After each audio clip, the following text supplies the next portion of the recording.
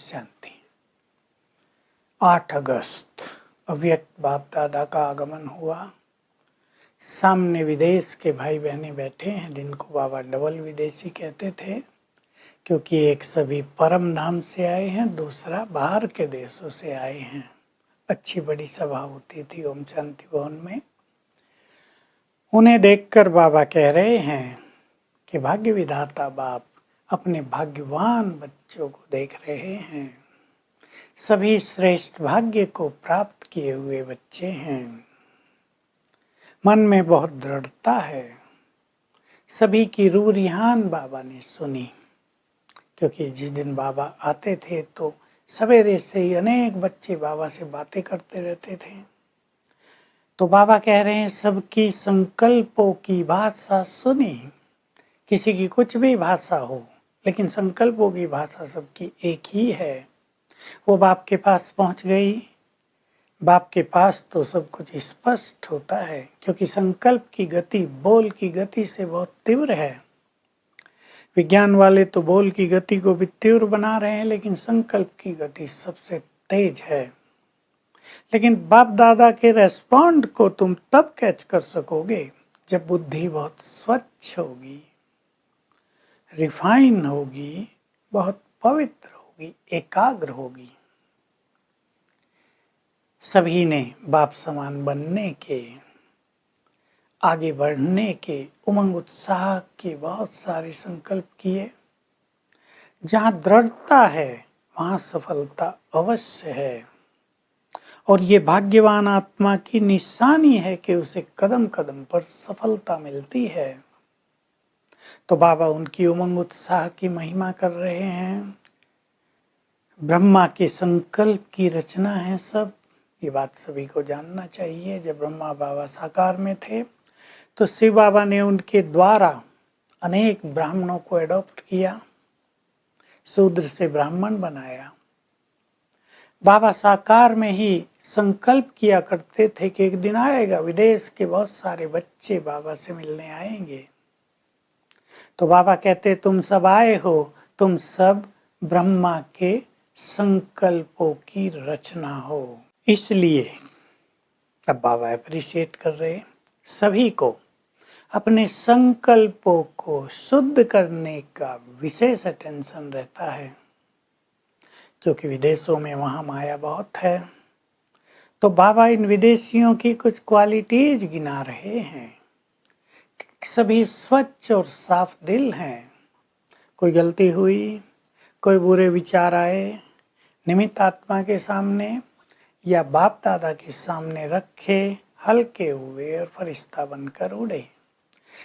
किचरा बुद्धि में नहीं रखते, साफ दिल रहते हैं। ये इन सब की बहुत बड़ी विशेषता है। बाबा इसको बहुत अप्रिशिएट करते थे सदा ही। इससे क्या होता है, बाबा का बहुत बल मिलता है और आत्मा निरंतर आगे बढ़ती जाती है। तो विदेश से आने वालों की ये विशेषता थोड़ी ज्यादा देखने में आई। दूसरी विशेषता का वर्णन बाबा कर रहे हैं।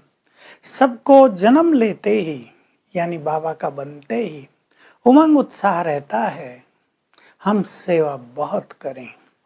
अगर कोई दूसरे देश का और उसने कोर्स लिया, ज्ञान लिया, तो उसको इच्छा होती थी हम अपने देश में जाकर सेवा केंद्र खोलें, बाबा का पैगाम दें, और ऐसा बहुतों ने किया।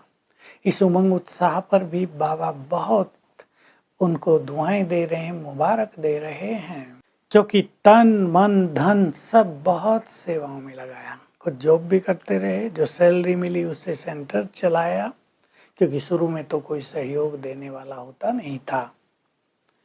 फिर बाबा कह रहे हैं कि वो लंबे लंबे पत्र लिखते थे, यहाँ सारी अपनी कहानी, जो गलती हुई, जो कुछ कमजोरी रही, सब लिखते थे।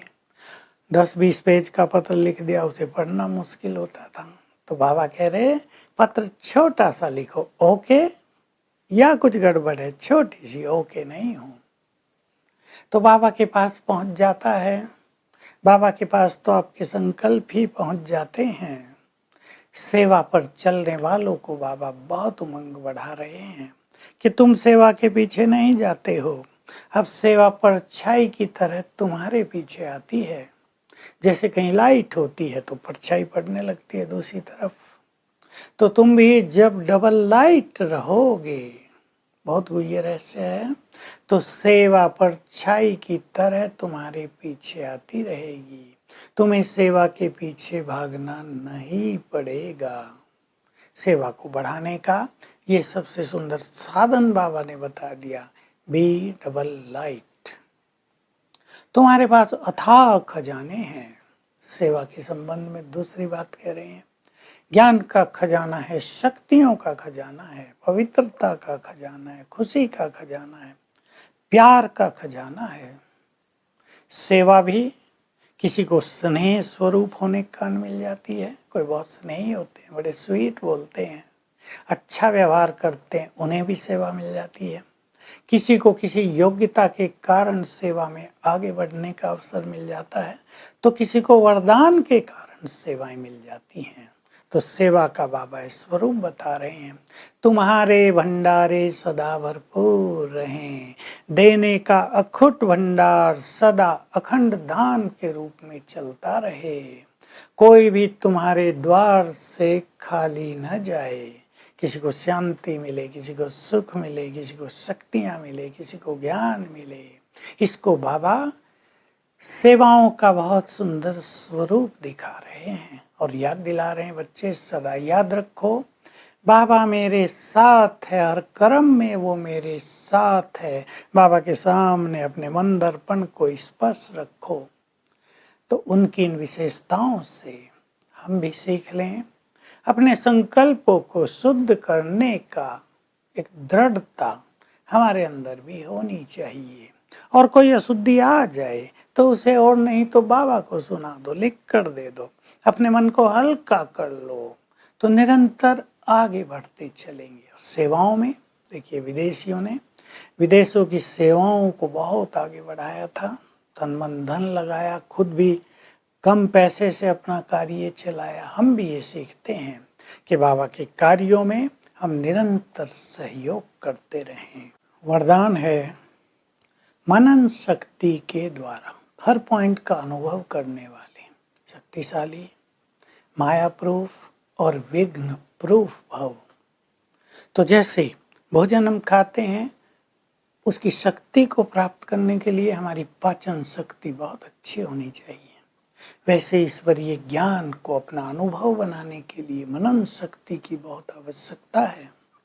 हर पॉइंट का मनन करके उसका अनुभव करते रहेंगे तो सदा पावरफुल भी रहेंगे, माया आएगी नहीं, क्योंकि ज्ञान का बल हमारे साथ रहेगा, और विघ्नों को भी हम ज्ञान के बल से सहज ही पार कर सकेंगे। स्लोगन है, खुशी का खजाना सदा साथ रहे, तो बाकी सब खजाने स्वतः ही आ जाएंगे।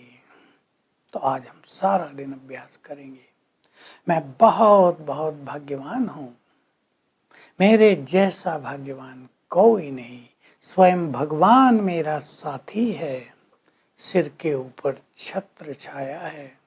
तो मैं शिव शक्ति, शिव सर्वशक्तिवान सिर के ऊपर छत्र छाया, हम दोनों कंबाइंड 8 बार कम से कम इसकी गुड फीलिंग करेंगे। Om Shanti. To watch Peace of Mind channel videos on YouTube, subscribe us on youtube.com/tvpeaceofmind. Just a click for a peaceful life.